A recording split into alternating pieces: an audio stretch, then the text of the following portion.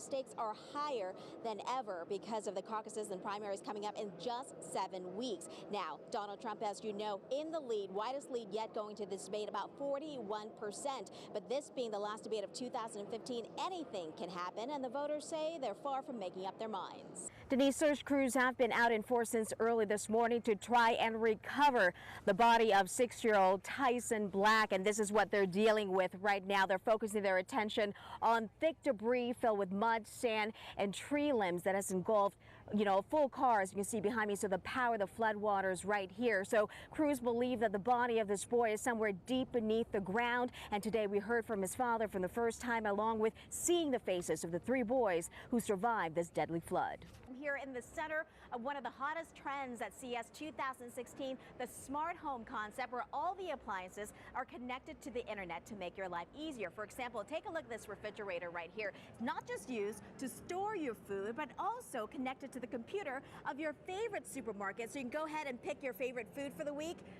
Just tap it on there. It's right there. You can order right from the market with the discounts already included. Just some of the cool stuff we saw at the convention this year. We're now getting more information on this incident right here outside this apartment complex near 95 and Jones. After our last live report, Sergeant Richard Strader with Metro Police came out with information on this case. This is the first time in the history of the relay run that family members of the fallen officers are taking part, and those participating say it makes for a more emotional experience. One of the farthest places the rocks have come is this one from New Zealand. It was not only made to Bella, but to this other little boy named Cade. He also died in an abuse case here in Bullhead City within the last year.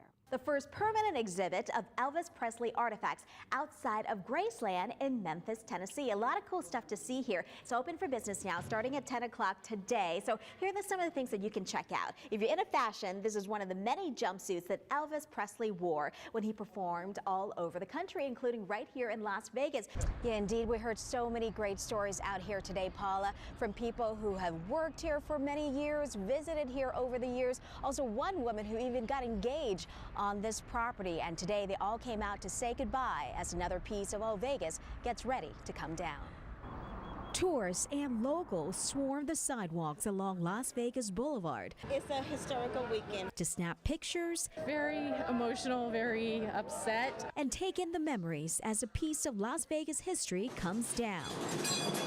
This crazy girl's bronze sculpture was just one part of the iconic Riviera Hotel and Casino that permanently shuts its doors at noon after being in business for 6 decades. Riviera is a big part of our life. Now I'm getting emotional. Leah Smith came down to support her father, a bartender who had worked at their hotel for 30 years. And it's my dad's job, so it's given me all of the opportunities that I've ever had. For Debbie Mock, a different kind of memories. This hotel was where she got engaged back in 1991. Last night I was really bummed because I was like, oh no, I can't believe they're doing this, and this morning I was like, should I go down there? And I thought, yeah, I have to go get pictures. I have to do something. Can't give no more out. Aside from photographs, guests tried to grab any other souvenirs, including this farewell sticker being posted outside the front doors. One man who worked at the hotel for 13 years says not everyone is ready to see this place go. They could do some remodeling here and there, but not really. People didn't mind the way it was. For others, they're just happy to be here to take in a piece of history of a city that keeps on changing. It's just sad to kind of see it go. I mean, I know Vegas has to grow. I mean, from the Rat Pack to the Wolf Pack, Riviera's been through it all. In the middle of this 250-acre Rotary Park in Bullhead City, can you find a nice place to put the rock, Avonlea? A rock garden in the shape of a heart has become a memorial for children who were taken too soon. It's a Zen garden. It's a child's version of a rock garden or a Zen garden, a place of peace, tranquility, and reflection. Rose Fox first started putting together this memorial to remember a little girl she has never even met in person.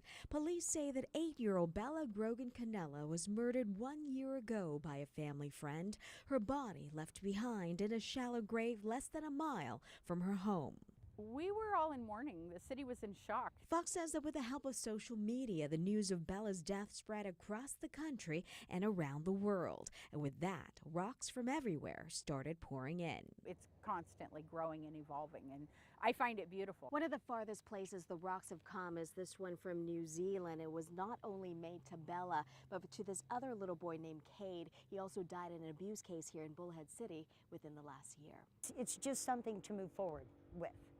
You know, all the bad, and then now this is the good. Beth Rutherford is Bella's aunt and is helping Fox maintain this garden. He changed the He colors. did a beautiful job. He did do a beautiful job. The two want this place to remind people that violence against children needs to end. Abuse, there's just too much of it, and especially in this little community, it's just too hard to watch. And also to remember all the love that kids like Bella leave behind. She's still here. She's still among us. So, and she's right here. She's in my heart, and she always will be. Patranya, Bhoolsuwan, 8 News Now. It will all happen here inside the Venetian Hotel and Casino, just steps away from the world-famous Las Vegas Strip. The lights are on and the cameras are ready for the 5th Republican national debate with TV crews here from all over the world.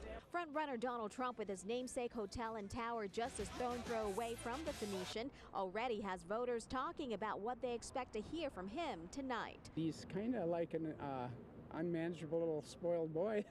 If he doesn't get his way, he picks up his toys and goes home. John Olson is visiting from Ripon, Wisconsin, which he's proud to say is the birthplace of the Republican Party.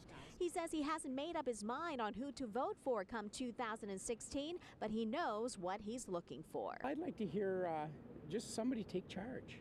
You know, take charge and give us leadership. You know, there's something fun about Trump, but I'm just not sure I'd be able to push the button. For Judy Shope, who's visiting from Atlanta, she says watching the debate tonight will help her narrow down the candidates, especially when it comes to their stance on current issues. Well, I think national security is probably the biggest thing right now. We say no way! Outside the Venetian, protesters gather for what they call a no-hate debate, countering back against what they call discriminatory proposals coming out of the GOP. This includes Trump's current plan to ban all Muslims from entering the country in light of recent terrorist attacks in Paris and in San Bernardino County. He will be standing at that table. That's one topic that will be sure to heat up on this stage tonight. Trump and 8 other candidates whose polling numbers were high enough to qualify for the primetime debate will get going starting at 5:30 p.m. Pacific time. The 4 other presidential contenders will face off in the undercard round 2.5 hours earlier.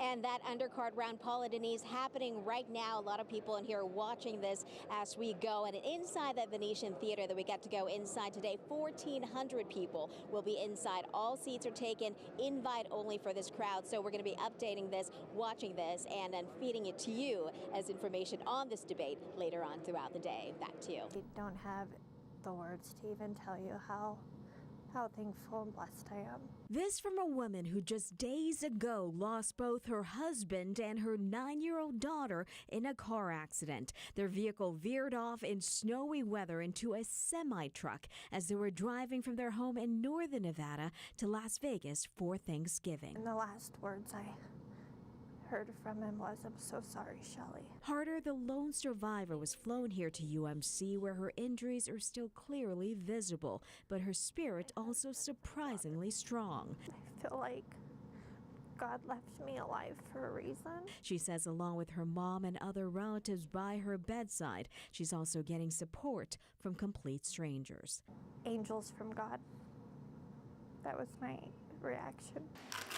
These strangers, a group of women, all wives of Metro Police. They heard what happened because Harder's husband, Michael Patrick Harder, was also a police officer who served for the Eureka County Sheriff's Department. There's no good time for that ever to happen, but being the day before Thanksgiving,